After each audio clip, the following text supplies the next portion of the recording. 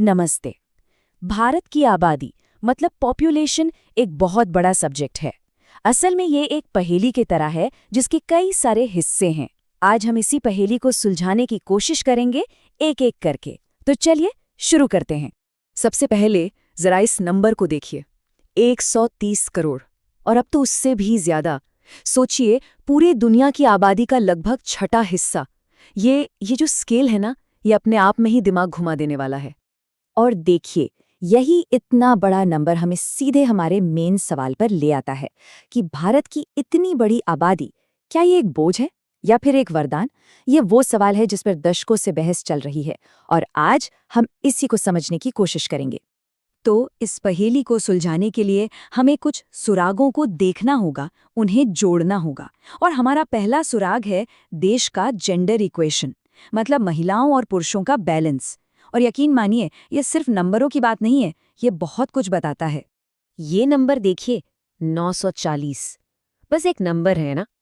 नहीं, ये सिर्फ एक आंकड़ा नहीं है। इसके पीछे एक पूरी कहानी छिपी है। पर क्या कहानी है ये? तो ये 940, ये भारत का औसत सेक्स रेशियो है। इसका मतलब ये हुआ कि देश में हर 1000 पुरुषों पर औसतन सिर्फ 940 महिलाएं हैं। ये नंबर सीधे सीधे एक बहुत बड़े सोशल इम्बैलेंस की तरफ इशारा करता है, एक ऐसा इम्बैलेंस जिसका असर पूरे समाज पर पड़ता है। तो सवाल उठता है कि ये इम्बैलेंस है क्यों? देखिए, इसकी जड़ें बहुत गहरी हैं हमारे समाज और संस्कृति में, जैसे कि बेटों को ज्यादा तरजीह देना, विरासत से जुड़े नियम, दहेज प्रथा और दुर्भाग्य से कन्या भ्रूण हत्या जैसी चीजें। इसके अलावा हेल्थ और एजुकेशन में लड़कियों को बराबरी के मौके न मिलना भी एक बहुत बड़ी वजह है। अब इस सीरियस मुद्दे को एड्रेस करने के लिए सरकार ने बेटी बचाओ बेटी पढ़ाओ जैसे कई कैंपेन भी शुरू किए हैं। इनका मकसद है लड़कियों की पढ़ाई और सेफ्टी को बढ़ावा देना। हाँ, रास्ता अभी भी लंबा है, लेकिन ये सही डायरेक्शन में उठाए गए जरूरी कदम हैं, इसमें कोई शक नहीं। ठीक है, तो अब इस पहेली के अगले हिस्से की तरफ बढ़ते हैं और ये हिस्सा है भारत की आबादी का मूवमेंट, मतलब जो लोग बड़ी संख्या में गांवों से शहरों की तरफ जा रहे हैं। ये एक तरह से बदलते भारत की धड़कन है। ये जो पाई चार्ट है, ये एक साफ तस्वीर दिखाता है। भारत आज भी ज्यादातर एक ग्रामीण देश है, लेकिन शहरी आबादी का जो हिस्सा है वो बहुत बहुत तेजी से बढ़ रहा है। ये एक ऐसे देश की तस्वीर है जो एक बड़े बदलाव के दौर से गुजर रहा है। तो लोग गांवों को छोड़कर शहरों की तरफ जा क्यों रहे हैं? वजहें काफी सीधी सादी हैं। काम की तलाश, अच्छी नौकरियां, बच्चों के लिए बेहतर स्कूल और अस्पताल, और कुल मिलाकर एक बेहतर लाइफस्टाइल की उम्मीद। असल में तो ये हर किसी की बेहतर जिंदगी की तलाश की ही कहानी है। लेकिन इस तेज बदलाव के अपने चैलेंज भी हैं। शहरों में बिना प्लानिंग के कंस्ट्रक्शन हो रहा है, रहने की जगह कम पड़ रही है, ट्रैफिक जैम और पोल्यूशन की प्रॉब्लम तो बढ़ती ही जा रही है।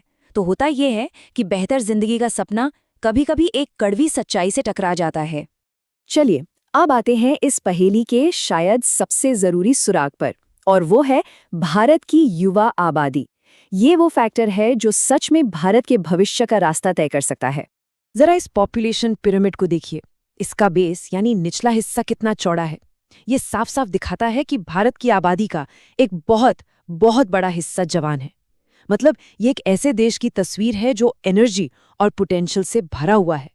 इकोनॉमिक्स की भाषा में इसी को डेमोग्राफिक डिविडेंड कहते हैं। अब ये क्या है?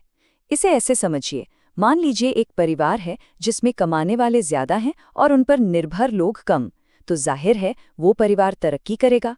बस यही चीज पूरे देश की इकोनॉमी पर भी लागू होती है। लेकिन एक मिनट, ये जो डिविडेंड है ना, ये कोई गारंटी नहीं है।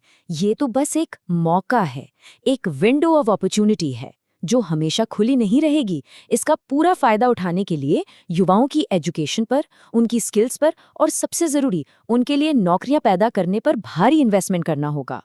ये एक पोटेंशियल है जिसे अनलॉक करना पड़ेगा। तो इन सारे सुरागों को एक साथ जोड़कर चलिए वापस अपने असली सवाल पर आते हैं। भारत की इतनी बड़ी आबादी आखिरकार है क्या? एक बोझ या एक वरदान? अब हमारे पास इस पर बात करने के लिए सारे पॉइंट्स हैं। तो देखिए, दोनों साइड की बातें हैं। एक तरफ इतनी बड़ी आबादी का मतलब है हमारे नेचुरल रिसोर्सेज जैसे जमीन और पानी पर जबरदस्त दबाव। हमारे इंफ्रास्ट्रक्चर पर प्रेशर। वहीं दूसरी तरफ यही आबादी हमारी सबसे बड़ी ताकत भी है। एक विशाल वर्कफोर्स, एक बहुत बड़ा कंज्यूमर मार्केट और वो डेमोग्राफिक डिविडेंड का सुनहरा मौका। ये सच में एक ही सिक्के के दो पहलू हैं। तो फिर जवाब क्या हुआ? सच तो ये है कि इसका कोई सिंपल जवाब नहीं है। ये आबादी अपने आप में न तो बोझ है, न ही वरदान। सब कुछ इस बात पर डिपेंड करता है कि हम इस जबरदस्त ह्यूमन पोटेंशियल का इस्तेमाल कैसे करते हैं। ये किस्मत की बात नहीं है, ये सही पॉलिसी और सही फैसलों की बात है। और हम इसी आखिरी सवाल के साथ इस चर्चा को खत्म करते हैं। क्या भारत सही पॉलिसी और सही इन्वेस्टमेंट के साथ अपने इस डेमोग्राफिक डिविडेंड को समय रहते अनलॉक कर पाएगा? पूरा भविष्य इसी एक सवाल के जवाब पर टिका है और घड़ी की सुई तेजी से घूम रही है।